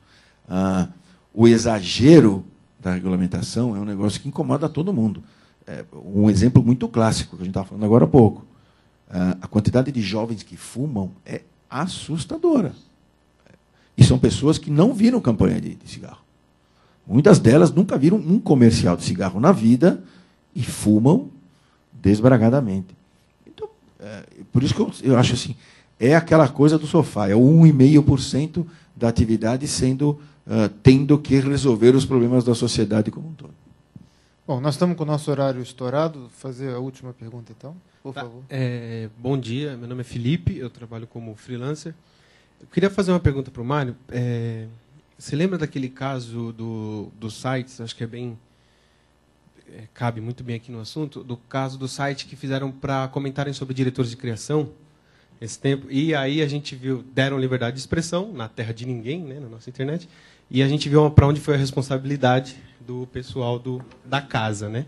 Durou 2 dias, 3 dias, E aí eu queria fazer 2 perguntas para você. Primeiro, obviamente, a sua opinião sobre aquilo, e como que ficou o clima geral na parte específica de criação, né? Acho que não transborda e não transborda tanto para as outras áreas, mas como que ficou isso dentro da agência, das agências, da galera toda? Como que você viu isso e etc. Eu vou explicar para quem não sabe da história. Alguém lançou um blog, um sitezinho, com fotos dos diretores de criação, ou praticamente todos do mercado, e abriu para as pessoas falarem sobre esses diretores de criação. Com um problema, anonimamente. A pessoa não se identificava. É que eu estava falando o negócio de mandar carta pelo correio e aí o que aconteceu os machos de plantão saíram falando bobagens absurdas. Eu posso até, não preciso reclamar muito, porque eu, graças a Deus, passei meio... O máximo que me falaram é que eu era careca. Eu falei, porra, vocês não me avisam, eu não sabia. Mas teve coisas realmente impressionantes. Pessoas que botaram para fora a sua raiva contra alguém específico e que nunca teve coragem de falar isso na cara da pessoa. E coisas descabidas. E aí a pessoa que estava comandando o blog, eu tinha organizado, sacou que aquilo estava virando uma bobagem absurda e tirou do ar, acho que em 2 dias, tirou do ar e pediu desculpas publicamente. O que eu acho que isso provou, e não foi muito, eu pelo menos não levei nem um pouco a sério, e quando vieram eu estava viajando, quando eu voltei, estava saindo do ar já. E vieram correndo me contar, inclusive tinha gente. Eu voltei correndo para ver o negócio. Alguns diretores de criação eram da agência que eu trabalhava, outros eram amigos meus, outros não eram. E eu achei de uma falta de critério de quem estava ali escrevendo até para criticar. Se quer criticar a pessoa, primeiro não é um lugar para você fazer isso. Vai na pessoa e fala, manda um e-mail para ela. E a outra coisa era qual era a intenção. Eu não entendi muito bem a intenção de quem colocou o blog, mas conhecendo a internet um pouquinho como eu conheço, eu tinha certeza que isso ia acontecer. Não no nível que aconteceu. Não no nível que aconteceu. Assim, diretoras de criação mulheres sendo elogiadas, entre aspas, absurdamente pelo quer dizer, um negócio que não tinha nada a ver com a atividade. Mas aí provou o que eu sempre achei da internet, que é a terra de ninguém. Né? E isso não pode acontecer. Né? Na televisão, no rádio, isso não acontece. Você liga para o rádio para interromper uma notícia, para falar alguma coisa, você tem que dizer, olha, meu nome é tal, estou ligando do Jaçanã para dizer que está tendo um tiroteio. Você tem que dizer quem é. Você liga para a polícia, você tem que dizer quem é. A internet é o único veículo que o cara pode dizer o que quer e não ser responsabilizado por nada. E aí vira uma grande bobagem. Então não dá para levar muito a sério. E também acho que as pessoas levam a sério demais o que rola na internet, assim, como leitores. Acho que é verdade. Né? Está cheio de casos por aí de notícias falsas que rolaram na internet e depois o cara falou, desculpa, me enganei. Pô, depois que todo mundo saiu falando. Né? É meio besta isso. Bom, nós vamos precisar encerrar. Acho que o debate está super gostoso. A gente gostaria de ficar aqui por muito mais tempo, mas a agenda não permite. Então, eu queria passar a palavra para as considerações finais do Gilberto e do Mário. Próxima vez vou trazer de casa, mas minha liberdade de expressão vai estar garantida. Muito obrigado à APP pela oportunidade, à Escola de Propaganda que nos acolhe. Obrigado, Renato, pela coordenação. Mário, é sempre uma alegria poder conversar com você, já que assistir os teus trabalhos é sempre motivo de maior admiração. A todos, muito obrigado, bom dia. Queria agradecer o convite, é um assunto que eu acho que daria para a gente ficar mais dias aqui conversando. Acho importantíssimo ter esses espaços para que a gente fale, quem está envolvido dos dois lados do balcão possa se manifestar, porque muitas vezes no dia a dia não dá tempo e nem é o fórum correto. Então, obrigado a todos, obrigado, Gilberto, pela sabedoria de sempre. Bom, em nome da diretoria da APP, eu quero agradecer aos nossos debatedores, quero agradecer muito à Escola Superior de Propaganda e Marketing, agradecer a GTEC, na figura do Antônio Carlos Franchini, e agradecer aos nossos patrocinadores, a Rede Globo, a Editora Abril, o Estado de São Paulo, o Jornal Metro, por mais essa oportunidade. Muito obrigado.